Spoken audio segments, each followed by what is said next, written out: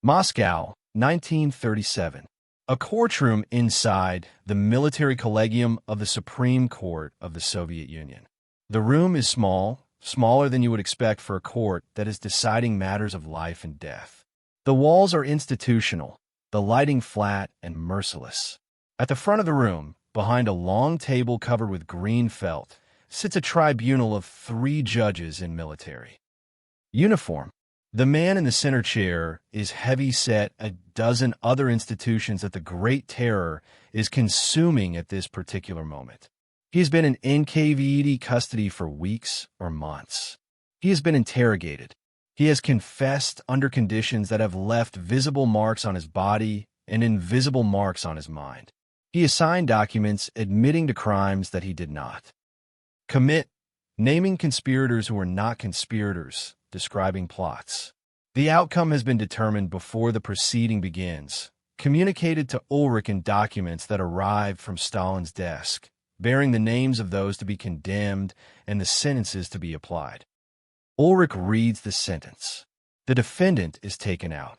Within hours, in a basement, the sentence is carried out and Ulrich moves to the next case. In the years of the Great Terror, Ulrich's tribunal processed thousands of cases this way. The numbers that historians have established from archival research are almost impossible to comprehend in human terms. The military collegium under Ulrich's chairmanship sentenced approximately 35,000 people to death during the peak terror years, with some estimates reaching higher when all categories of cases are included. The sentences were processed in batches, lists of names approved in advance. The individual proceedings of formality so brief that they barely qualified as proceedings at all. This is the story of Vasily Ulrich, the man who sat in that chair, who read those sentences, who signed those documents, and who did all of it for the better part of 2 decades, accumulating a body of judicial work that represents one of the most comprehensive destructions of human life ever carried out under the formal procedures of a legal system. It is a story about how justice dies, not dramatically, not all at once, but gradually, procedurally, through the patient transformation of legal institutions into instruments of political murder, and about the specific human being who presided over that transformation with such consistent, reliable efficiency that Stalin kept him in his position for 20 years. Vasily Ulrich was born in 1889 in Riga, Latvia, then part of the Russian Empire, into a family of Baltic German background. This ethnic heritage, German names, and German cultural connections in a Russian political system would have been a source of suspicion for almost anyone else in the Stalin era, when Baltic and German connections were routinely treated as markers of potential espionage or foreign loyalty. For Ulrich, it appears to have been irrelevant, absorbed into a career of such complete institutional loyalty that his ethnic background never became a political liability. He joined the Bolshevik Party before the revolution and participated in the revolutionary movement with sufficient commitment to establish his credentials in the new political order. He had no legal training in the traditional sense, no background in jurisprudence, no education in the principles of law that govern judicial systems in other countries. This absence of formal legal training was not unusual for Soviet judicial officials of his generation. The Soviet legal system was being built from scratch by people whose qualifications were primarily political rather than legal. He entered the military justice system in the early years of the Soviet state, working in tribunals that handled military cases during and after the Civil War. Military tribunals in this period were instruments of political and military control as much as legal institutions, processing desertion cases, counter-revolutionary activities, and offenses against military discipline in conditions where the distinction between judicial process and administrative punishment was always blurry. His rise through the military justice hierarchy brought him eventually to the military collegium of the Supreme Court, where he became chairman in 1926. This appointment placed him at the apex of the Soviet military judicial system, responsible for the most significant military and state security cases, with jurisdiction over matters involving senior officials, military officers, and anyone whose case the regime wanted handled through the military rather than civilian courts. The military collegium under Ulrich's early chairmanship processed cases in conditions that, while far from the standards of independent judicial systems elsewhere, still maintained some formal structure and some pretense of evidentiary procedure. Cases were built, evidence was assembled, proceedings were conducted that took more than a few minutes. The system was corrupt in the sense that political considerations shaped outcomes, and defendants had no meaningful ability to challenge the charges against them. But it was not yet the pure process. Between 1936 and 1938, the Stalin regime series of overlapping campaigns targeting different groups. The old Bolsheviks, the military officer corps, national minorities, former members of opposition parties, kulaks, criminals, anyone who could be placed in a category that the NKVD's operational orders designated for destruction. Processing this volume of cases required a judicial apparatus that could operate at industrial speed. The NKVD had its own extrajudicial mechanisms, troikas, 3 administrative panels that could sentence and execute people without any judicial proceeding at all, but for higher cases for senior officials and military officers whose destruction required at least the appearance of judicial process. The military collegium was the institution. Ulrich's tribunal became the venue for the most significant cases of the Great Terror, including the show trials that attracted international attention. The 3 great Moscow show trials of 1936, 1937, and 1938 were presided over by Ulrich. These were the proceedings in which the old Bolsheviks, the men who had made the revolution alongside Lenin, confessed to fantastic conspiracies of sabotage, assassination, and foreign espionage. Their confessions scripted by the NKVD, their performances the product of months of interrogation, psychological manipulation, and in many cases physical torture. The first show trial, the trial of the 16 in August 1936, featured Grigory Zinoviev and Lev Kamenev alongside 14 other defendants, all accused of organizing a terrorist center that had orchestrated the assassination of Kirov and was planning to kill Stalin and other Soviet leaders. Ulrich presided. The proceedings lasted several days, long enough to allow the confessions to be presented and the prosecution to build its theatrical case. All 16 defendants were found guilty. All 16 were sentenced to death. All 16 were shot within 24 hours of the verdict. The second show trial, the trial of the 17 in January 1937, featured Karl Radek, Yuri Pyatakov, and 15 others accused of a parallel conspiracy. Again, Ulrich presided. 13 of the 17 defendants were sentenced to death for received prison sentences, a calculated leniency designed to suggest that the process was capable of distinguishing degrees of guilt, that it wasn't simply a machine producing death for everyone who appeared before it. The third show trial, the trial of the 21 in March 1938, was the largest and in many ways the most politically significant. The defendants included Nikolai Bukharin, the most prominent surviving Bolshevik theorist, and Genrikh Yagoda, the former NKVD chief, who had himself overseen the earlier show trials. The wheel of the terror consuming one of its own architects, with Ulrich presiding over the destruction of the man who had helped to build the system Ulrich served. 18 of 21 defendants were sentenced to death. The show trials were the visible face of Ulrich's work, the cases that attracted foreign journalists and diplomatic observers, the proceedings that generated transcripts and international debate about whether the confessions were genuine and what they revealed about the Soviet state. But the show trials represented only a tiny fraction of the actual judicial work that Ulrich's tribunal conducted during the Great Terror. The bulk of the work happened in the closed sessions, the cases that processed in minutes rather than days, that no foreign observer ever saw, that generated no published transcripts and attracted no international attention. These were the cases of the thousands of military officers, party officials, industrial managers, engineers, scientists, and ordinary citizens whose files were bundled together, whose names appeared on lists that had been approved at the highest levels of the Soviet state before the proceedings began. The operational procedure for these mass cases has been documented from archival research.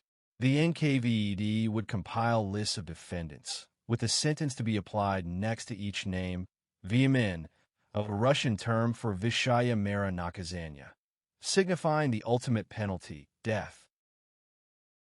These lists were formally submitted to Stalin and other high-ranking Politburo officials for their approval.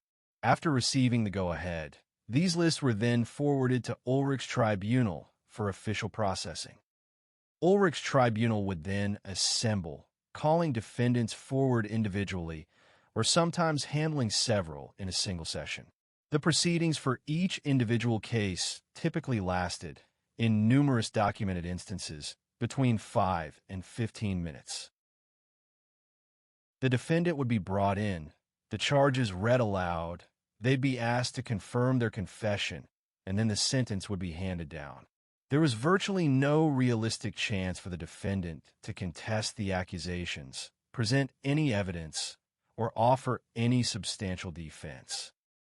Sentences of death for individuals who underwent no meaningful judicial review and possessed no genuine possibility of survival. The question of what Ulrich genuinely felt about this work, his internal experience while sitting in that chair, processing case after case of people destined for execution regardless of any action he took, is something the historical record can only partially answer.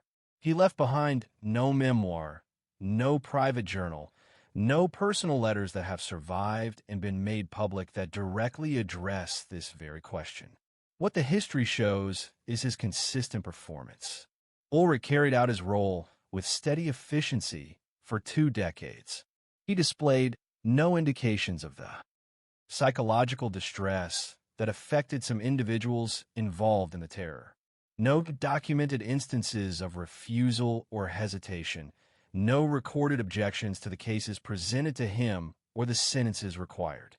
From an external perspective, he seemed to function as a dependable instrument of the system. He served, processing what he received and delivering what was demanded. Some historians propose that Ulrich, like many others in the Soviet terror, maintained his psychological well-being through a blend of ideological conviction, bureaucratic compartmentalization, and the fundamental human capacity to normalize extreme circumstances through established routines. When you do something daily, when it becomes the regular fabric of your professional life, when it's surrounded by the procedural elements of an organization with its forms, uniforms, and professional norms, the extraordinary can become commonplace in ways that shield the individual performing it from fully confronting their actions. Then there's also the element of fear. Ulrich operated within a system where declining to fulfill his duties was simply not an option. He had witnessed the fate of those who failed to meet Stalin's regime's demands. They, too, became defendants themselves. They faced tribunals just like his own. They were processed through the very same mechanisms they had helped to establish. The only alternative to participation was destruction. Understanding this doesn't excuse Ulrich's actions, but it offers a crucial context for comprehending why individuals in his position behaved as they did. The military cases from 1937 represent a specific facet of Ulrich's duties that had repercussions extending far beyond the individuals who were eliminated. The purge of the Red Army's officer corps stands as one of history's most strategically devastating self-inflicted wounds. Between 1937 and 1938, the Soviet military lost 3 of its 5 marshals, 14 of its 16 army commanders, 60 of its 67 corps commanders, and 136 out of its 199 division commanders. The collective knowledge, the operational experience, the accumulated professional expertise of an entire generation of military leadership was annihilated in under 2 years. Many of these officers were processed through Ulrich's tribunal. Their cases were heard in the same brief sessions, their sentences pronounced within the same minutes. Their executions coincided with the Soviet Union's difficult period leading up to June 1941.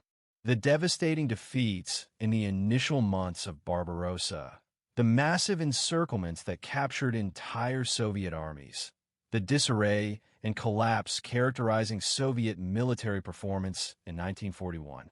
All of these were partly a reflection of the destruction of the officer corps that Ulrich's tribunal had processed. The individuals who could have mounted effective resistance, who could have organized coherent defenses, who could have recognized and responded effectively to German operational tactics, were gone.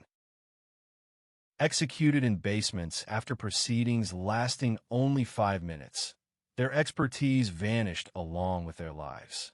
The case of Marshal Mikhail Tukhachevsky is notable among the military purge cases, involving a tribunal with other high-ranking military figures serving as judges, and proceedings that extended beyond the typical few minutes.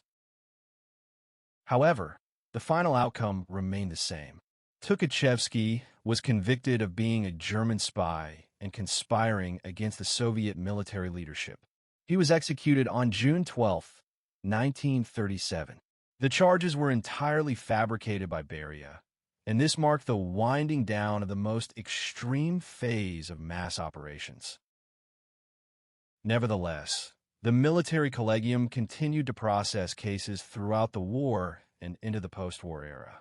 These included cases of military officers accused of cowardice or treason during wartime, cases involving individuals in occupied territories charged with collaboration, and cases of political and military elite members accused of various acts of disloyalty. All these continued to pass through Ulrich's tribunal up until 2 years before Stalin's natural death.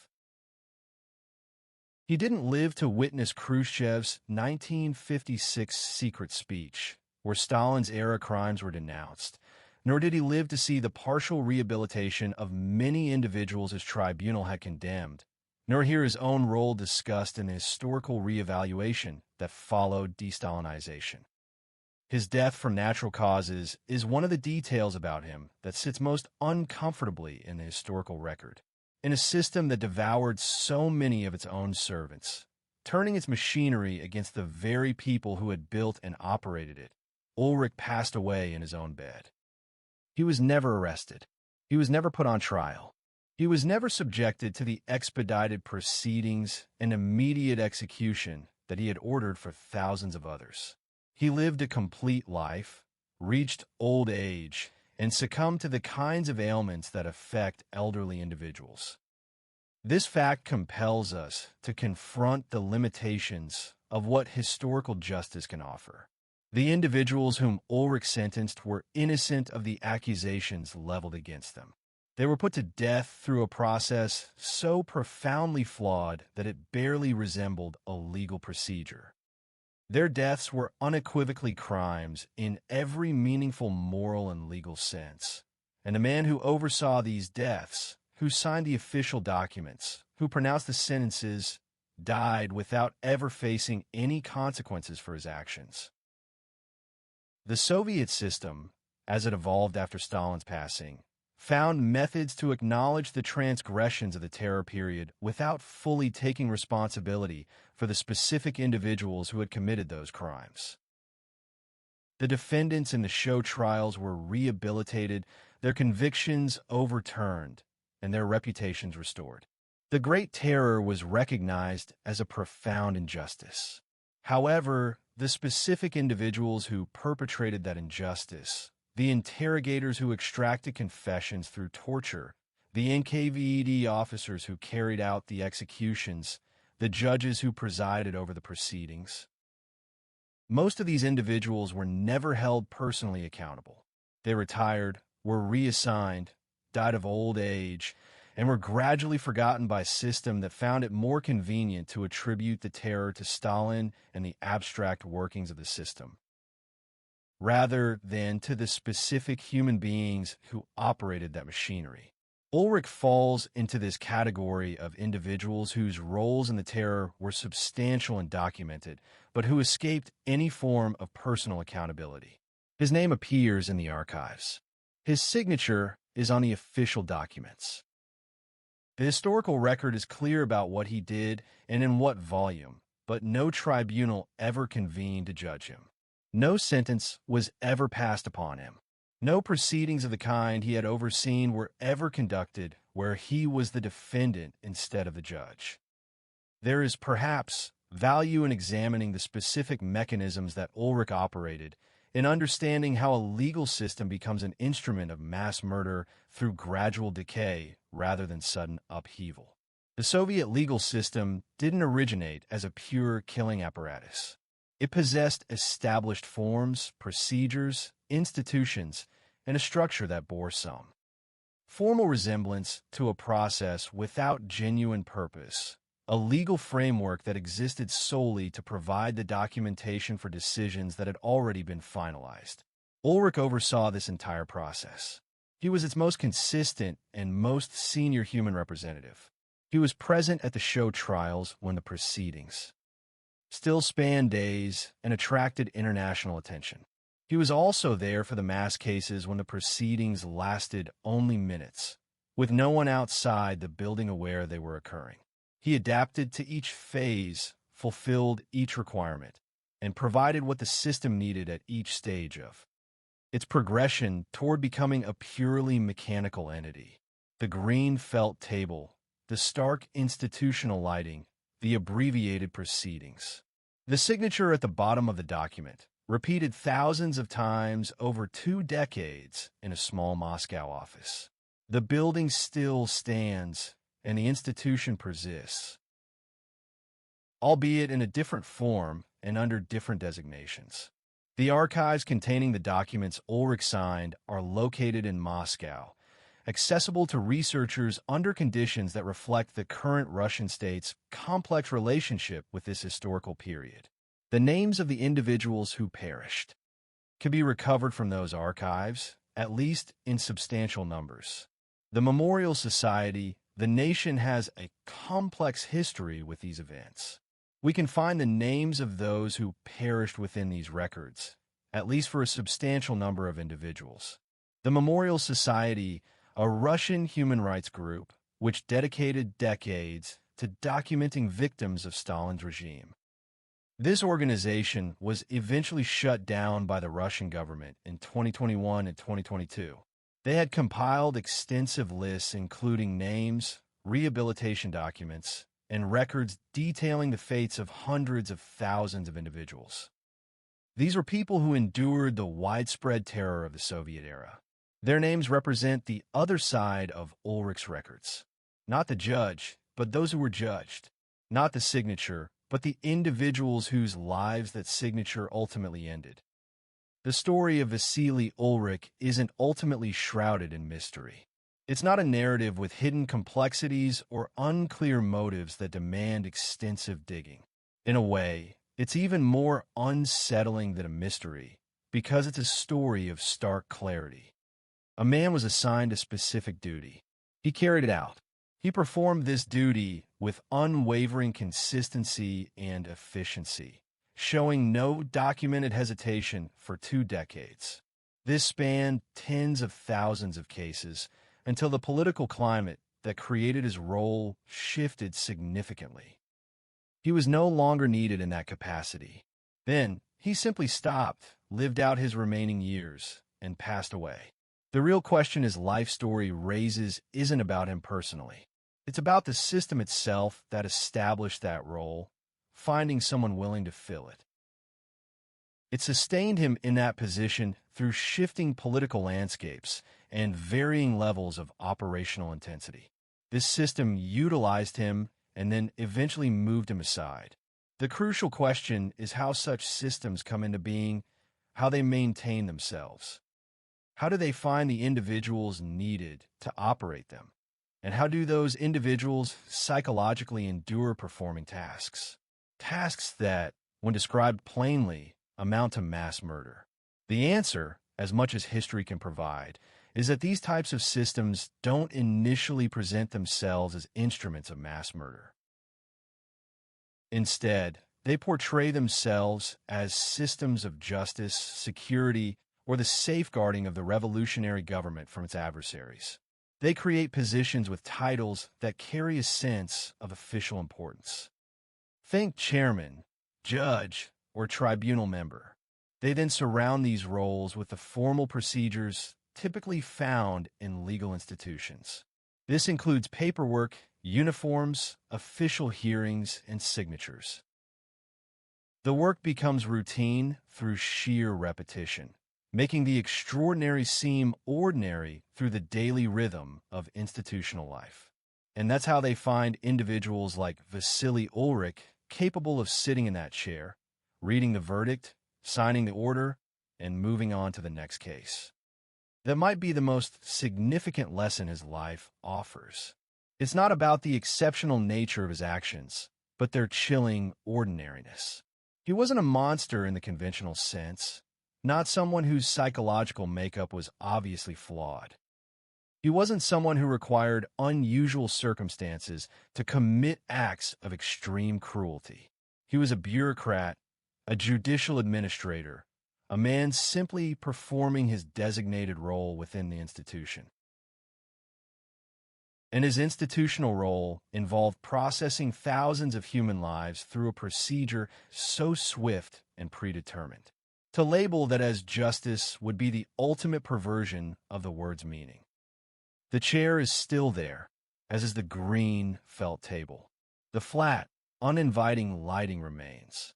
Different individuals occupy that seat now, handling different kinds of cases. While the specific extreme of the Ulrich era isn't replicated today, the chair itself persists. And the question of human behavior when placed in such a position, what any of us might do when institutional authority compels us to endorse actions that are fundamentally wrong, remains an unanswered question for history. It's a question each generation, in every society, must grapple with and answer for themselves.